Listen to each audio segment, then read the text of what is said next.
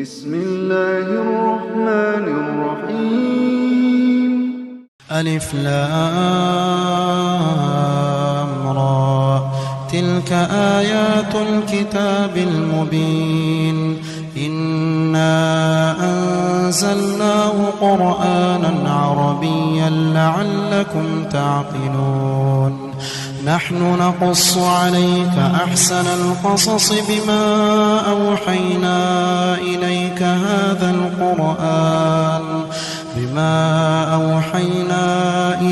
هذا القرآن وإن كنت من قبله لمن الغافلين. إذ قال يوسف لأبيه يا أبت إني رأيت 11 كوكبا والشمس والقمر رأيتهم لي ساجدين. قال يا بني لا تقصص رؤياك على إخوتك فيكيدوا لك كيدا، إن الشيطان للإنسان عدو مبين. وكذلك يجتبيك ربك ويعلمك من تأويل الأحاديث ويتم نعمته عليك وعلى آل يعقوب كما أتمها على أبويك من قبل إبراهيم وإسحاق إن ربك عليم حكيم. لقد كان في يوسف وإخوته آيات للسائلين. إذ قالوا ليوسف وأخوه أحب إلى أبينا منا ونحن عصبة إن أبانا لفي ضلال مبين. اقتلوا يوسف أو اطرحوه أرضا يخل لكم وجه أبيكم وتكونوا من بعده قوما صالحين. قال قائل منهم لا تقتلوا يوسف وألقوه في غيابة الجب يلتقطوا بعض السيارة إن كنتم فاعلين. قالوا يا أبانا ما لك لا تأمنا على يوسف وإنا له لناصحون. أرسله معنا غدا يرتع ويلعب وإنا له لحافظون. قال إني ليحزنني أن تذهبوا به وأخاف أن يأكله الذئب وأنتم عنه غافلون. قالوا لئن أكله الذئب ونحن عصبة إنا إذا لخاسرون. فلما ذهبوا به وأجمعوا أن يجعلوه في غيابة الجب وأوحينا إليه لتنبئنهم بأمرهم هذا وهم لا يشعرون. وجاءوا أباهم عشاء يبكون. قالوا يا أبانا إنا ذهبنا نستبق وتركنا يوسف عند متاعنا فأكله الذئب وما أنت بمؤمن لنا ولو كنا صادقين. وجاءوا على قميصه بدم كذب قال بل سولت لكم أنفسكم أمرا صبر جميل والله المستعان على ما تصفون. وجاءت سيارة فأرسلوا واردهم فأدلى دلوه قال يا بشرى هذا غلام وأسروه بضاعة والله عليم بما يعملون. وشروا بثمن بخس دراهم معدودة وكانوا فيه من الزاهدين. وقال الذي اشتراه من مصر لامرأته أكرمي مثواه عسى أن ينفعنا أو نتخذه ولدا. وكذلك مكنا ليوسف في الأرض ولنعلمه من تأويل الأحاديث والله غالب على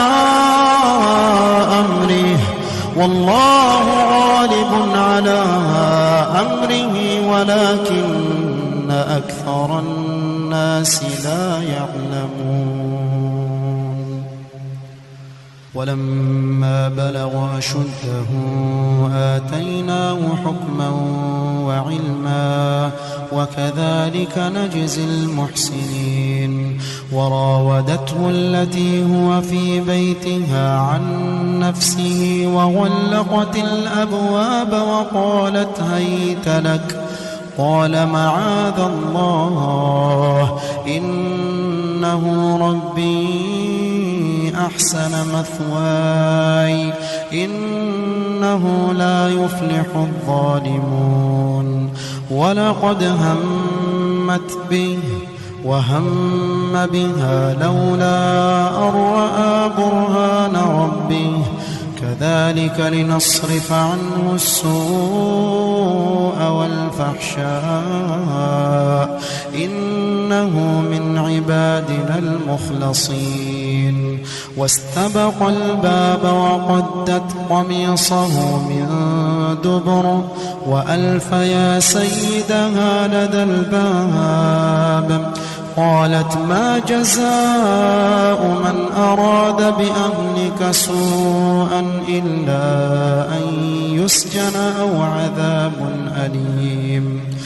قال هي راودتني عن نفسي وشهد شاهد من أهلها إن كان قميصه قد من قبل فصدقت وهو من الكاذبين. وإن كان قميصه قد من دبر فكذبت وهو من الصادقين. فلما رأى قميصه قد من دبر قال إنه من كيدكن إن كيدكن عظيم. يوسف أعرض عن هذا واستغفري لذنبك إنك كنت من الخاطئين. وقال نسوة في المدينة امرأة العزيز تراود فتاها عن نفسه قد شغفها حبا إنا لنراها في ضلال مبين. فلما سمعت بمكرهن أرسلت إليهن وأعتدت لهن متكأ وآتت كل واحدة منهن سكينا وقالت اخرج عليهن. فلما رأينه أكبرنه وقطعن أيديهن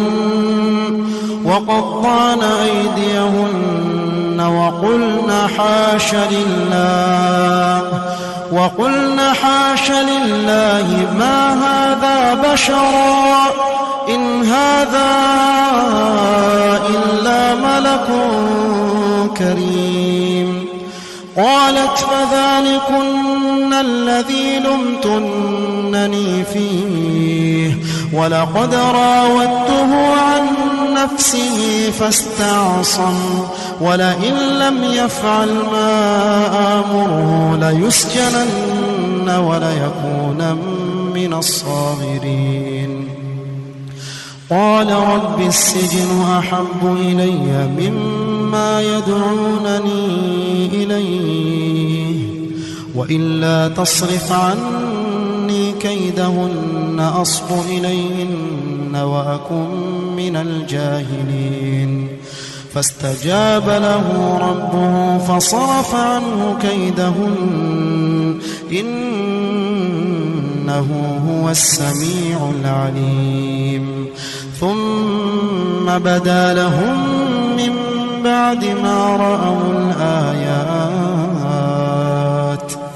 ليسجننه حتى حين ودخل معه السجن فتيان قال أحدهما إني أراني أعصر خمرا وقال الآخر إني أراني أحمل فوق رأسي خبزا تأكل الطير منه نبئنا بتأويله إنا نراك من المحسنين قال لا يأتيكما طعام ترزقانه إلا نبأتكما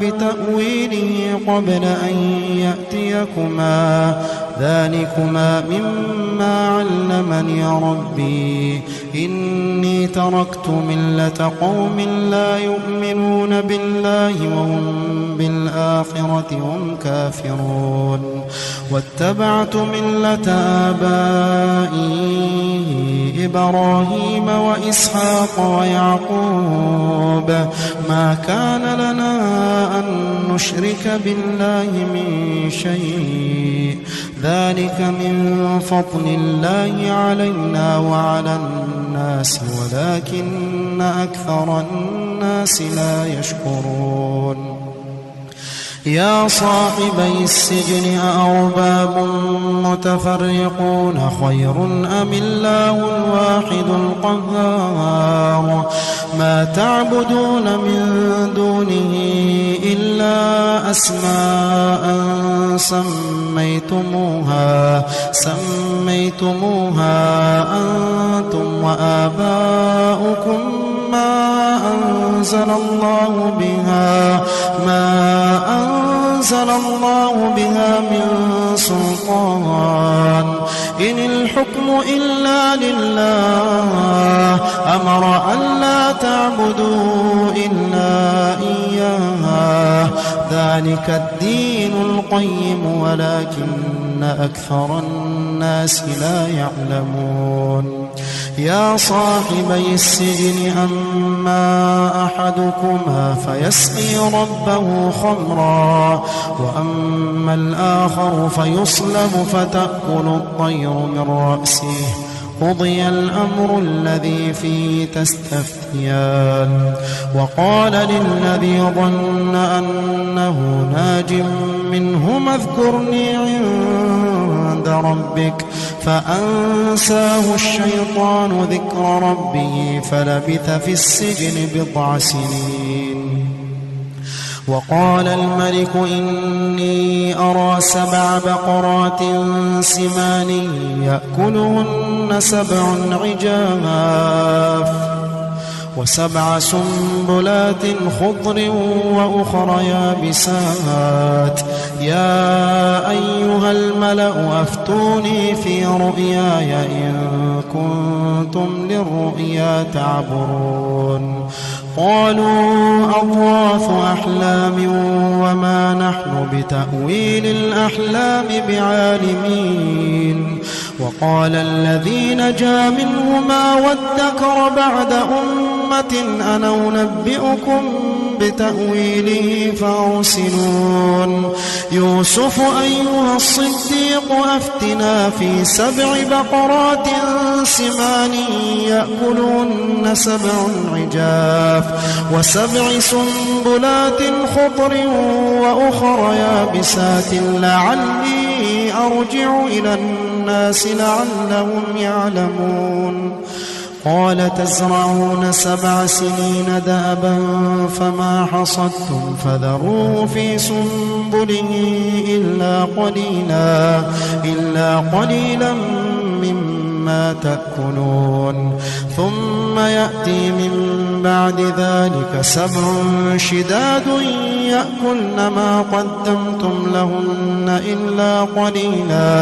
إلا قليلا مما تحصنون ثم يأتي من بعد ذلك عام فيه يغاث الناس وفيه يعصرون وقال الملك ائتوني به فلما جاءه الرسول قال ارجع إلى ربك فاسأله ما بال النسوة اللاتي قطعن أيديهن إن ربي بكيدهن عليم قال ما خطبكن إذ راوتن يوسف عن نفسه قلنا حاش لله ما علمنا عليه من سوء قالت امرأة العزيز الآن حصحص الحق أنا راودته عن نفسه وإنه لمن الصادقين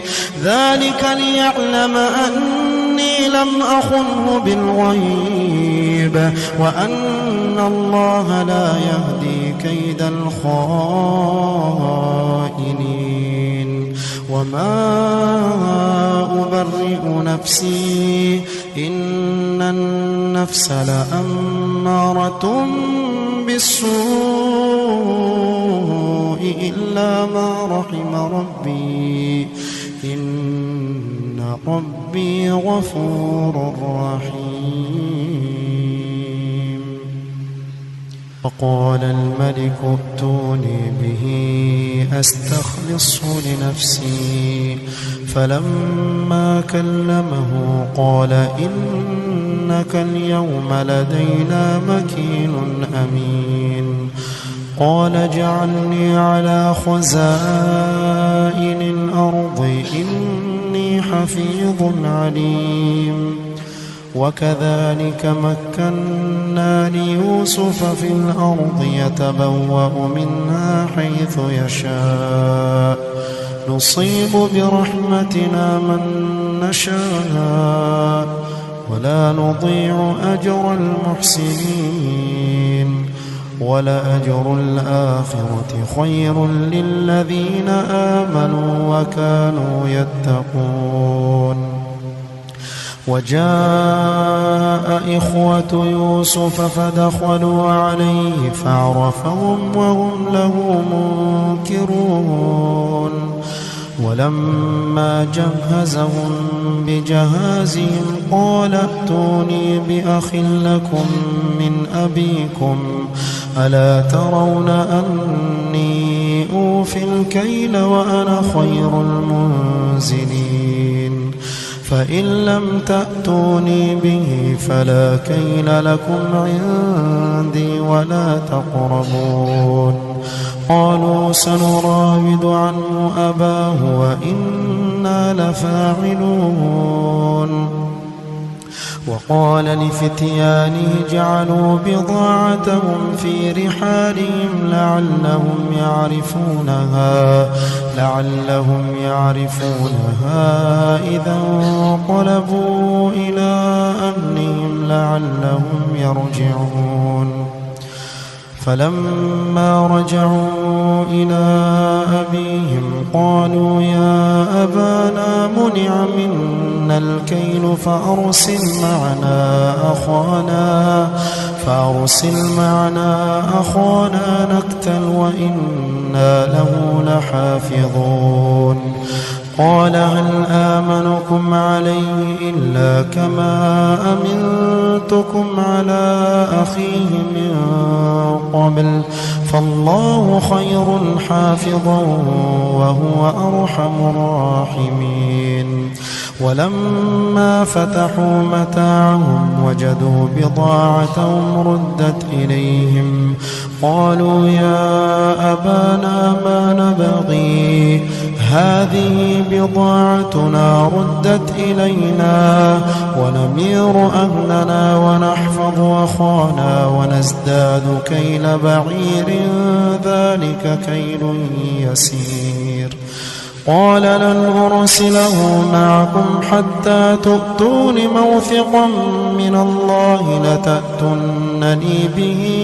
إلا أن يحاط بكم فلما آتوا موثقهم قال الله على ما نقول وكيل وقال يا بني لا تدخلوا من باب واحد وادخلوا من أبواب متفرقة وما أغني عنكم من الله من شيء إن الحكم إلا لله عليه توكلت وعليه فليتوكل المتوكلون ولما دخلوا من حيث أمرهم أبوهم ما كان يغني عنهم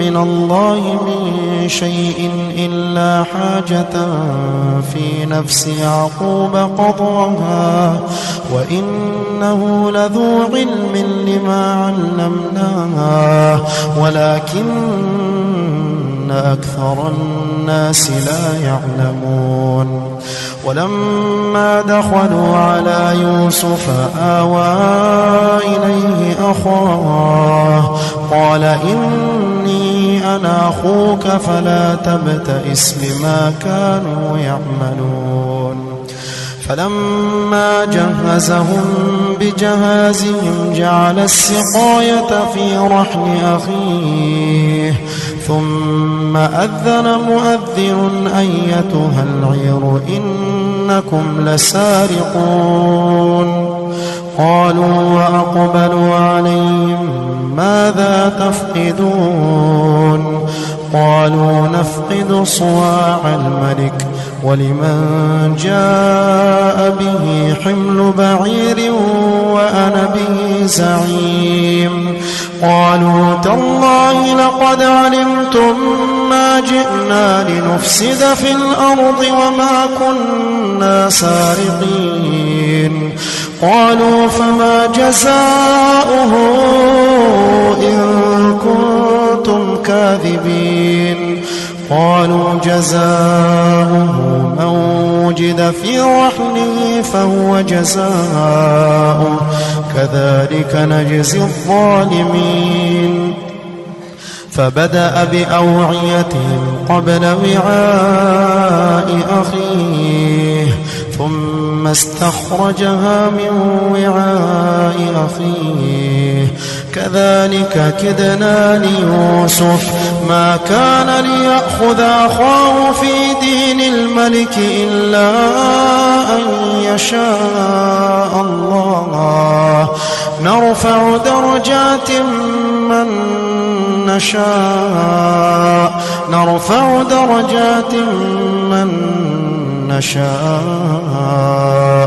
وفوق كل ذي علم عليم قالوا إن يسرق فقد سرق أخ له من قبل فأسرها يوسف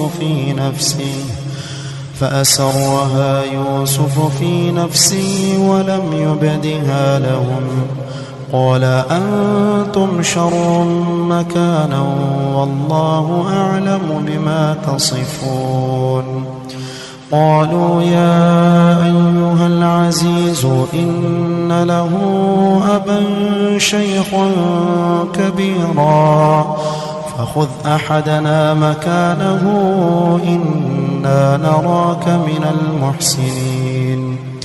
قال معاذ الله أن نأخذ إلا من وجدنا متاعنا عنده إنا إذا لظالمون. فلما استيئسوا منه خلصوا نجيا قال كبيرهم ألم تعلموا أن أباكم قد أخذ عليكم موثقا من الله ألم تعلموا أن أباكم قد أخذ عليكم موثقا من الله ومن قبل ما فرطتم في يوسف فلن أبرح الأرض حتى يأذن لي أبي أو يحكم الله لي وهو خير الحاكمين. ارجعوا إلى أبيكم فقولوا يا أبانا إن ابنك سرق وما شهدنا إلا بما علمنا وما كنا للغيب حافظين. واسأل القرية التي كنا فيها والعير التي أقبلنا فيها وإنا لصادقون. قال بل سولت لكم أنفسكم أمرا فصبر جميل عسى الله أن يأتيني بهم جميعا إنه هو العليم الحكيم. وتولى عنهم وقال يا أسفا على يوسف وتولى عنهم وقال يا أسفا على يوسف وابيضت عيناه من الحزن فهو كظيم. قالوا تالله تفتأ تذكر يوسف حتى تكون حرضا أو تكون من الهالكين.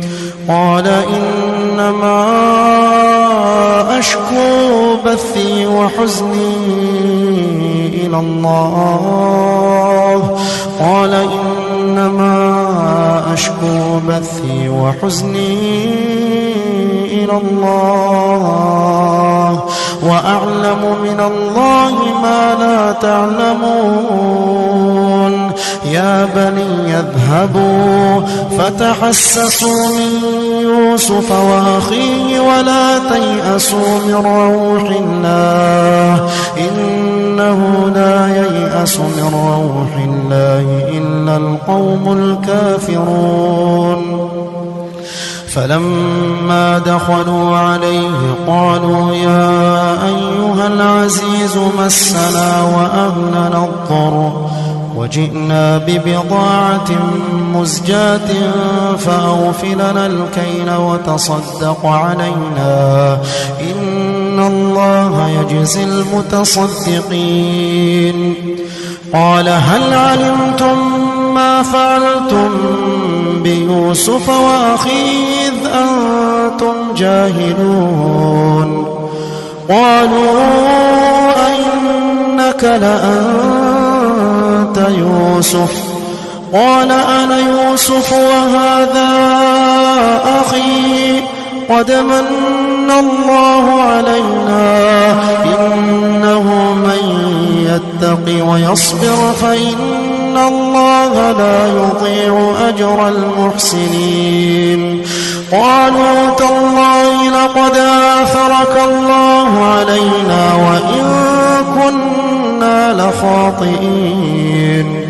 قال لا تثريب عليكم اليوم يغفر الله لكم وهو أرحم الراحمين.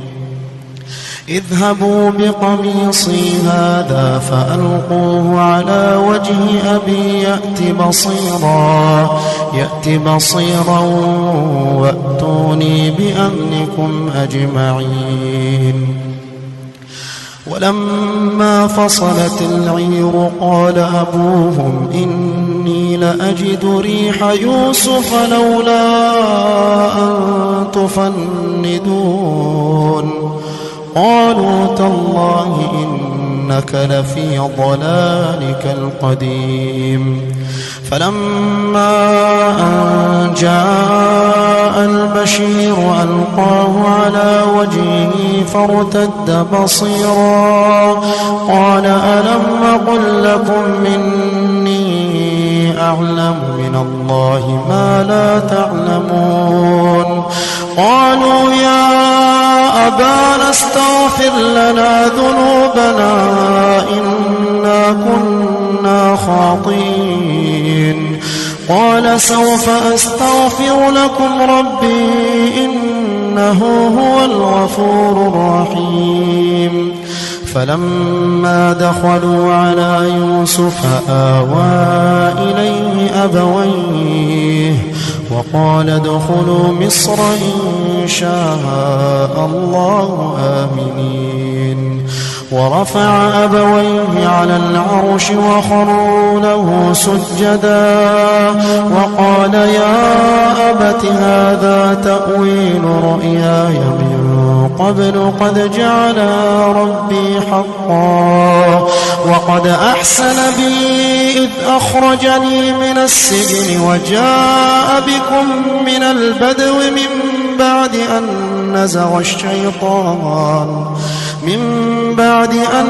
نزغ الشيطان بيني وبين إخوتي إن ربي لطيف لما يشاء إنه هو العليم الحكيم.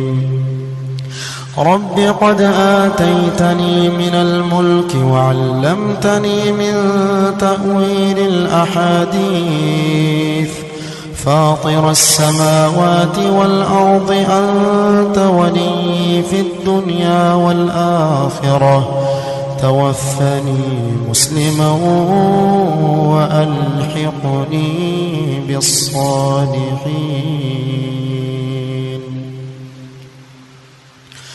رب قد آتيتني من الملك وعلمتني من تأويل الأحاديث فاطر السماوات والأرض أنت ولي في الدنيا والآخرة توفني مسلما وألحقني بالصالحين.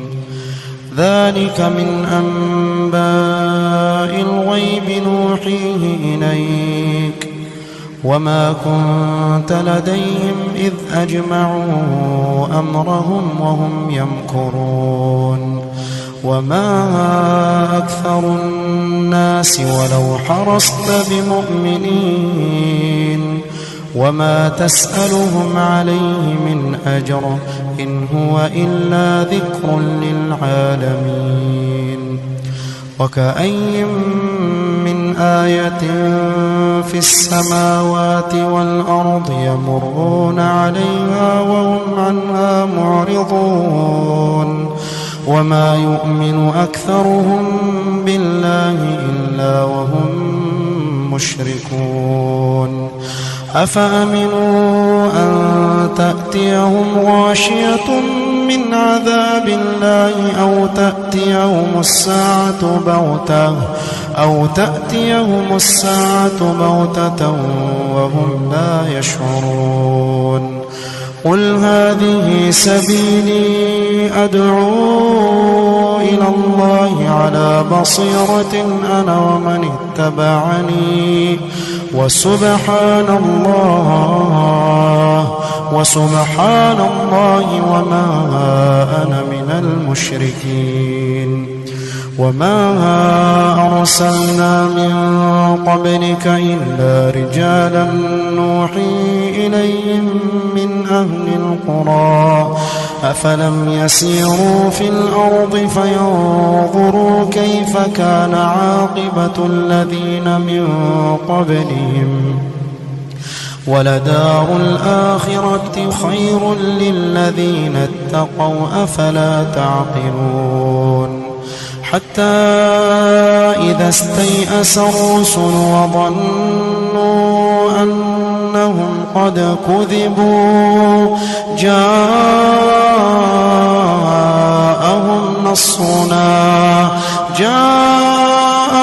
نصرنا فنجي من نشاء ولا يرد بأسنا عن القوم المجرمين لقد كان في قصصهم عبرة لأولي الألباب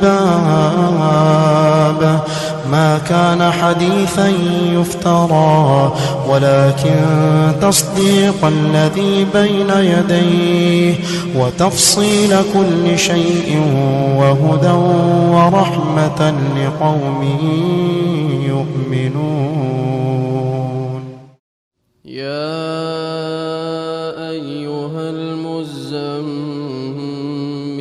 قم الليل إلا قليلا نصفه أو انقص منه قليلا أو زد عليه ورتل القرآن ترتيلا إنا سنلقي عليك قولا ثقيلا إن ناشئة الليل هي أشد وطئا وأقوم قيلا إن لك في النهار سبحا طويلا واذكر اسم ربك وتبتل إليه تبتيلا رب المشرق والمغرب لا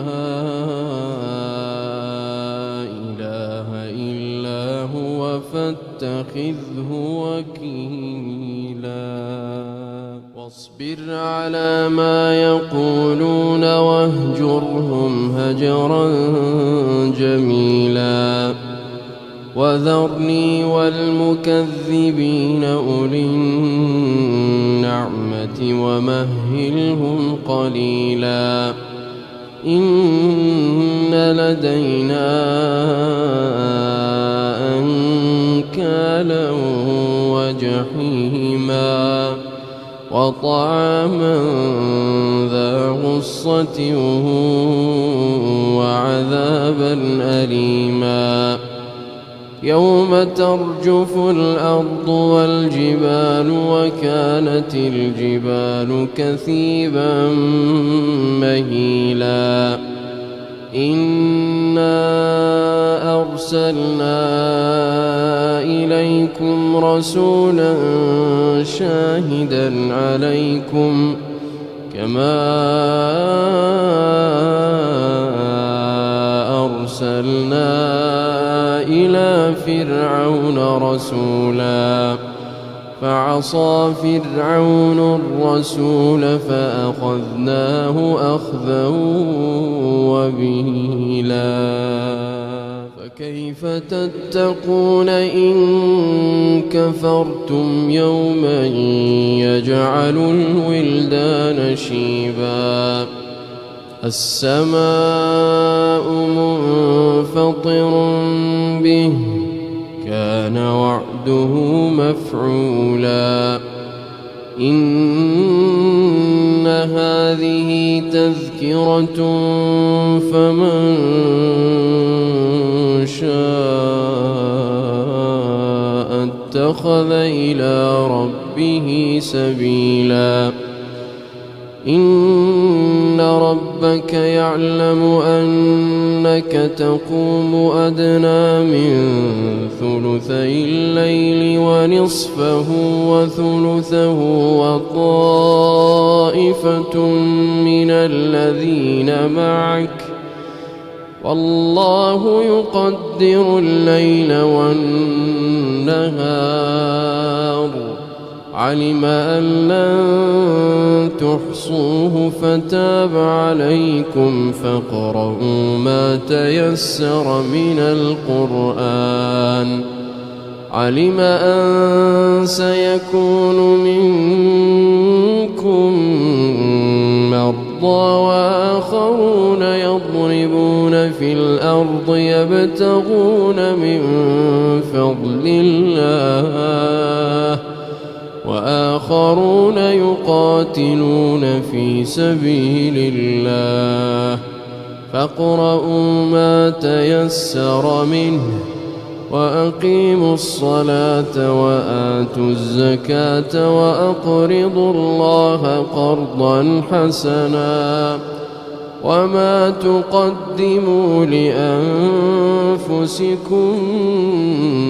من خير تجدوه عند الله هو خيرا وأعظم أجرا واستغفروا الله إن الله غفور رحيم